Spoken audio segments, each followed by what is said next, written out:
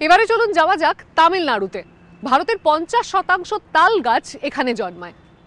সাংস্কৃতিক এবং পরিবেশগত গুরুত্বের বিচারে তাল গাছকে তামিলনাড়ুর অফিসিয়াল বৃক্ষ হিসেবেও স্বীকৃতি দেওয়া হয়েছে। এই তাল গাছ টেকসই কর্মসংস্থানের এক অসাধারণ উৎস হতে পারে। চলুন এবার এমন একজনের সঙ্গে আপনাদেরকে পরিচয় করাবো যিনি তাল গাছের গুরুত্ব সম্পর্কে সকলকে জানানোর ব্রত নিয়ে কাজ করছেন। পামিরা তাল গাছে চড়ার এই দক্ষতা তামিলনাড়ুর মানুষের কয়েকশো বছরের ঐতিহ্য। এই গাছ 30 মিটার পর্যন্ত উঁচু হয়। এর ফুলের রস দিয়ে তারা গুড় তৈরি করেন। পাতা থেকে তৈরি করেন থলি ও টুপি, যেমনটা গডসন স্যামুয়েল ব্যবহার করছেন। কিন্তু এই গাছের ব্যাপারে অনেকেই ভালোভাবে জানেন না। এই যাজক স্কুলে কথা বলতে গিয়ে তেমনটাই দেখেছেন। কখনো তাল খেয়েছেন? জিজ্ঞেস করি কতজন খাননি?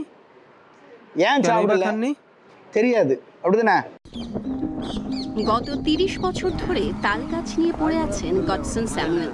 তিনি তামিলনাড়ুর একেবারে দক্ষিণের কন্যাকুমারী জেলার অধিবাসী।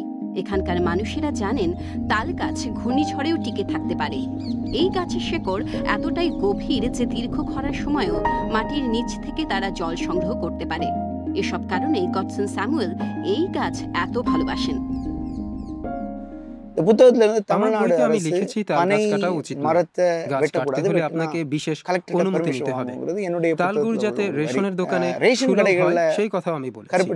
এই দুটো সিদ্ধান্তের কথা সরকার ঘোষণা করেছে। কিন্তু গডসন স্যামুয়েল আরও পদক্ষেপ দেখতে চান। তিনি চান গাছ কতটা মূল্যবান তা যাতে মানুষ নিজেরাই উপলব্ধি করতে পারে। এজন্যই গ্রামবাসীর সাথে কথা বলতে এত সময় ব্যয় করেন তিনি। আমি তালপাতা নিয়ে প্রদর্শনীর আয়োজন করেছিলাম। আমরা তালপাতা দিয়ে হস্তশিল্প ও নানা ডিজাইন তৈরি করেছি। এটা আমার নিজের ভাবনা। এই ভ্রাম্যমাণ প্রদর্শনী নিয়ে রাজ্যের রাজধানী চেন্নাইতেও গিয়েছেন তিনি। বেঙ্গালুরু, কলকাতা, এমনকি শ্রীলঙ্কা ও কম্বোডিয়ার মতো দেশেও গিয়েছেন। তার এই প্রচেষ্টার গুরুত্বপূর্ণ দিক রয়েছে। আমি যাজক গডসন স্যামুয়েলকে 4 বছরেরও বেশি সময় ধরে জানি।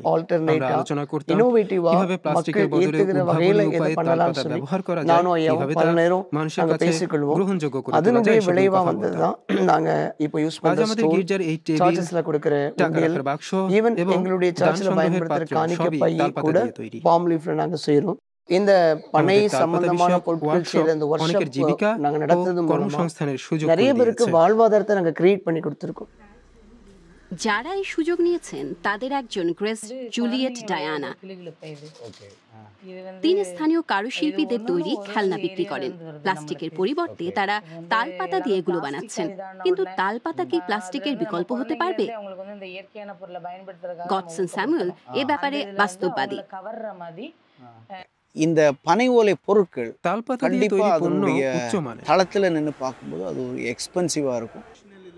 அதுக்கு டியூரபிலிட்டி তৈরি করেছে ও কি ধরনের কাজে ব্যবহার করা হচ্ছে তার উপর এগুলোর স্থায়িত্ব নির্ভর করে। பயன்படுத்துறாங்களோ அதுக்கு உகந்ததா இருக்கும்।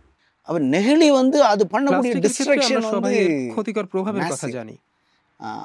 அதுக்கு இது எங்கேயும் তালপাতা তৈরি জিনিস সরাসরি বিকল্প না হলেও আমরা দৈনন্দিন জীবনে সেগুলি বেশি মাত্রায় ব্যবহার করলে তা প্লাস্টিকের চাহিদা কমাতে পারে। நெகிழியின் பயன்பாட்டை ஓரளவு நம்ம குறைக்கலாம்। গডসন স্যামুয়েলের এখনো অনেক পথ চলা বাকি। তিনি তাল গাছের আরো স্বীকৃতি আদায় চান। তিনি চান কলেজেও যাতে এই গাছ নিয়ে পড়ানো হয়। তাল গাছ এই অঞ্চল ও এখানকার অধিবাসীদের উপকার করে আসছে। এখন তার প্রতিদান দেওয়ার পালা।